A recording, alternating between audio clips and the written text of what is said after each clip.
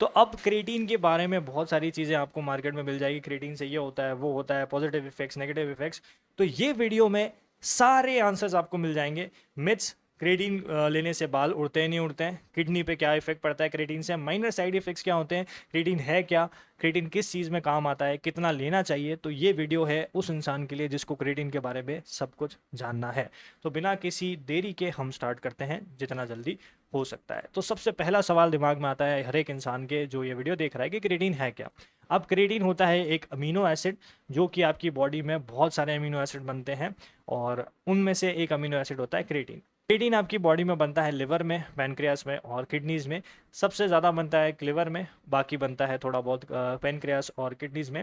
अब क्रिएटिन का काम क्या होता है, मसल कॉन्ट्रैक्शन। 95% जो क्रिएटिन होता है आपका वो मसल्स में होता है और मसल को डिलीवर किया जाता है बनने के बाद। वो करता है काम मसल कॉन्ट्रैक्शन का और बाकी जो होता है वो दूसरे टिश्यूज और इन सबको जगह को पहुंचा दिया जाता है।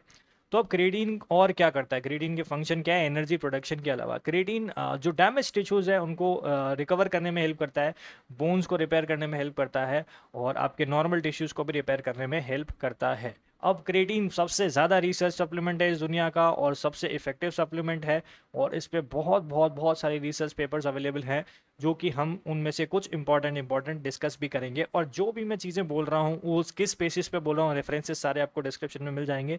हर एक स्टडी, हर एक रिसर्च पेपर, हर एक मेटा एनालिसिस आपको डिस्क्रिप्शन में लिंक मिल जाएगी। तो अब क्रिएटिन है क्या, वापस से इसकी बात करूंगा मैं थोड़ी सी।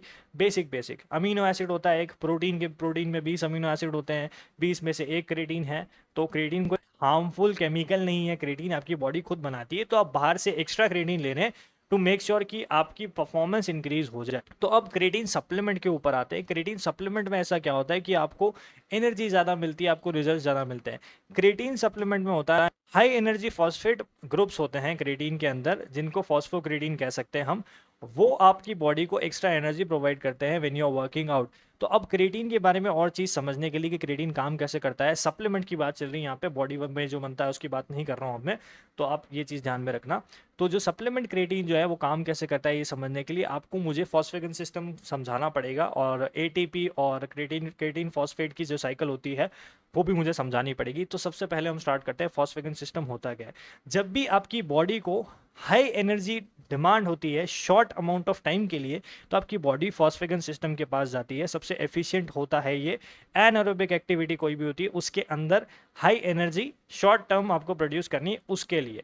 तो अब क्या होता है, जैसे मान लो मैं बाइसेप कर्ल कर रहा हूँ हेवी वेट पे, तो मेरी बॉडी को एनर्जी चाहिए। तो यहाँ पे क्या होता है, एक रिएक्शन होता है जिसको हम कहेंगे फॉस्फेगन सिस्टम में जो रिएक्शन होता है वो। तो अब मैं आपको समझाता हूँ, ध्यान से समझना क्या है। क्रिएटिनाइन फॉस्फेट जो होता है या क्रिएटिन फॉस्फेट जो होता है वो आपकी बॉडी में मसल में ऑलरेडी प्रेजेंट होता है, स्टोर्ड होता है। अब वो क्या करता है, जैसे आप एक्सरसाइज करने लगते हैं और एडीपी भी प्रेजेंट होता है वहाँ पे, एडिनोसाइन डाइफॉस्फेट, जिसमें फॉस्फेट के 2 मॉलिक्यूल होते हैं। तो अब एडीपी इधर है, क्रिएटिन फॉस्फेट इधर है, हमको चाहिए एटीपी। अब एटीपी क्या है, एडिनोसाइन ट्राइफॉस्फेट होता है आपके एनर्जी के लिए मॉलिक्यूल जो बॉडी ब्रेक डाउन करती है और उससे आपको बाय प्रोडक्ट में एनर्जी मिलती है या कॉन्ट्रैक्शन करने के लिए पावर मिलती है, जो भी आप चीज़ कर रहे हैं उसके लिए। तो आपने क्या किया, आपने कोई भी एक्सरसाइज चालू करी, डिमांड आई आपकी बॉडी में, फॉस्फेगन सिस्टम एक्टिवेट हुआ। अब एटीपी साइकिल थोड़ा सा समझना पड़ेगा आपको आगे की कहानी समझने के लिए। क्रिएटिन फॉस्फेट इधर अवेलेबल है, इधर आपका एडीपी है, एडिनोसाइन डाइफॉस्फेट। हमको क्या चाहिए, एडिनोसाइन ट्राइफॉस्फेट। तो अब क्रिएटिनाइन या तो अब क्रिएटिन फॉस्फेट जो होता है वो क्या करता है, अपना फॉस्फेट का एक मॉलिक्यूल निकाल के एडिनोसाइन डाइफॉस्फेट को देता है। अब एडिनोसाइन डाइफॉस्फेट में एक फॉस्फेट का मॉलिक्यूल और मिलता है तो वो ट्राइफॉस्फेट में कन्वर्ट हो जाता है। तो अब फॉस्फेट के 3 मॉलिक्यूल हो गए। अब आपकी बॉडी ब्रेक डाउन कर सकती है इसको टू प्रोड्यूस एनर्जी। तो ऐसे फॉस्फेगन सिस्टम काम करता है, लेकिन स्टोरी यहीं पे खत्म नहीं होती है। अब आपकी बॉडी जब रेस्ट पे होती है तब क्या होता है, आपकी बॉडी जब रेस्ट पे है, जैसे मैं अभी बैठा हूँ, मैं बात कर रहा हूँ आपसे, कुछ भी नहीं हिला रहा हूँ, कॉन्ट्रैक्शन नहीं हो रहा है बॉडी में कहीं भी, तो एडिनोसाइन ट्राइफॉस्फेट हाइड्रोलाइज होकर एडिनोसाइन डाइफॉस्फेट और क्रिएटिन फॉस्फेट में कन्वर्ट हो जाता है। तो अब ये दोनों चीज़ें अलग अलग है, एनर्जी की रिक्वायरमेंट अभी है नहीं, तो आपको कोई भी दिक्कत नहीं होने वाली, ज़रूरत नहीं पड़ने वाली। पर जैसे ही मैं एक्सरसाइज करने लगूंगा तो इधर से क्रिएटिन फॉस्फेट का एक मॉलिक्यूल में, क्रिएटिन फॉस्फेट में से एक फॉस्फेट का मॉलिक्यूल निकल के एडिनोसाइन ट्राइफॉस्फेट में चला जाएगा। उसके बाद आपकी बॉडी उसको कन्वर्ट कर देगी एनर्जी में। ऐसे काम होता है। अब क्या होता है, ये अब प्रोसेस आपका यहाँ खत्म हो जाता है। अब एडिनोसाइन ट्राइफॉस्फेट डाइफॉस्फेट में कन्वर्ट हुआ, उसके बाद आपको एनर्जी नहीं मिलेगी। लेकिन अगर आप क्या करते हैं, बॉडी में क्रिएटिन से सप्लीमेंटेशन करते हैं, आप एक्स्ट्रा क्रिएटिन लेते हैं, तो आपकी बॉडी में जो प्रेजेंट फॉस्फेट, तो बॉडी में जो फॉस्फोक्रेटिन प्रेजेंट है वो ज़्यादा हो जाता है। कैसे? क्योंकि मैंने आपको थोड़ी देर पहले बताया था कि जो क्रिएटिन होता है उसके अंदर हाई एनर्जी फॉस्फोक्रेटिन होता है, वो बॉडी में क्या करेगा, जाके फॉस्फोक्रेटिन की मात्रा बढ़ा देगा। अब क्या होगा कि एडीपी वापस आपका जैसे एटीपी वापस जैसे एडीपी में कन्वर्ट होगा, आपके पास एक्स्ट्रा फॉस्फोक्रेटिन होगा और वो क्या करेगा, आपको वापस एक फॉस्फेट का मॉलिक्यूल देने में हेल्प करेगा, एडिनोसाइन डाइफॉस्फेट को, तो एनर्जी आपकी ज़्यादा बनेगी। ऐसे प्रोसेस करता है पूरा क्रिएटिन का काम। तो आपकी बॉडी में जितना ज़्यादा क्रिएटिनाइन फॉस्फेट होगा या आपकी बॉडी में जितना क्रिएटिन फॉस्फेट एक्स्ट्रा प्रेजेंट होगा, आपकी बॉडी उतनी ज़्यादा एनर्जी प्रोड्यूस कर पाएगी। लेकिन इतना इफेक्ट नहीं होता है कि आप 100 किलो पे 5 कर रहे थे, आप 500 किलो पे 2 करने लग जाओगे। इतना होता है कि 100 किलो पे 5 कर रहे थे तो 100 किलो पे 8, 9, 10 डिपेंड करता है कि आपकी मेंटल स्ट्रेंथ कितनी है और आप कितना पुश करना चाहते हैं, उतना आपको इफेक्ट पड़ेगा। अब इसके अंदर भी डिवीजन है, creatine monohydrate, creatine micronised, creatine hydrochloride. अब क्रिएटिन मोनोहाइड्रेट और क्रिएटिन माइक्रोनाइज में ज़्यादा डिफरेंस नहीं है, लेकिन क्रिएटिन मोनोहाइड्रेट और क्रिएटिन हाइड्रोक्लोराइड में डिफरेंस है। बट इतना नहीं है कि आप बहुत ज़्यादा एक्स्ट्रा पैसे लगा के हाइड्रोक्लोराइड वाला वर्जन लीजिए। तो मेरा ओपिनियन आपके लिए यही रहेगा, creatine monohydrate is going to be the best version for you.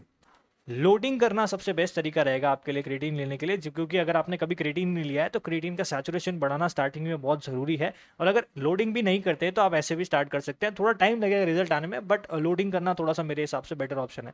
तो लोडिंग करनी कैसे है और डिपेंड क्या किस चीज़ पे करता है कि आपको कितना क्रिएटिन लेना चाहिए। सबसे पहले तो ये चीज़ समझना, आप 0.3 ग्राम से आप स्टार्ट करिए, 0.3 ग्राम से आप स्टार्ट करिए, 5 से 7 दिन की लोडिंग करिए।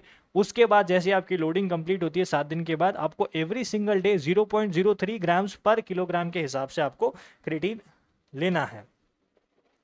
तो अब फॉर एग्जाम्पल मैं एग्जाम्पल दे देता हूँ, मैंने यहाँ पे एग्जाम्पल लिख रखा है। 82 kgs का एक पर्सन है, उसको लोडिंग फेज में कितना चाहिएगा, 82 multiplied by 0.3 which is 25.6 grams, 25.6 grams of creatine per day हुआ।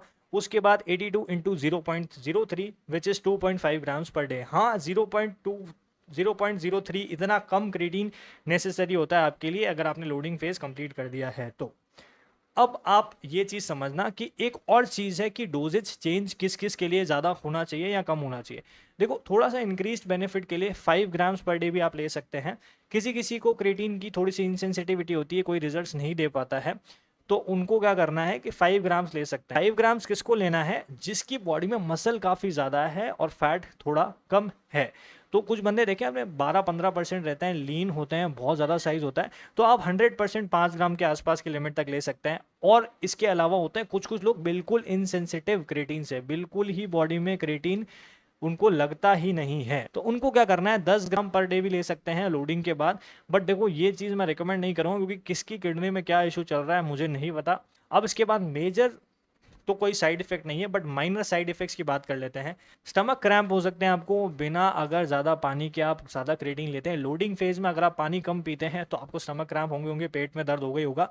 और कुछ कुछ लोगों को डायरिया और नौजिया भी हो जाता है क्रिएटिन यूज़ करते टाइम, और कुछ कुछ लोग सेंसिटिव होते हैं, बट वो विद टाइम कम हो जाएगा। लेकिन ये चीज़ याद रखना, अगर आपको बहुत ज़्यादा क्रिएटिन एक साथ ले रहे हो, 10 ग्राम अगर आप ले रहे हो और क्रिएटिन एक साथ ले रहे हो, डायरिया और आपको नौजिया हो रहा है, तो आप क्रिएटिन को डिवाइड कर दो प्री वर्कआउट पोस्ट वर्कआउट में। बट मेरे हिसाब से 10 ग्राम क्रिएटिन बहुत कम लोग लेंगे। बट लोडिंग फेज में ये चीज़ ज़रूर याद रखना, पानी इनफ पीना है आपको।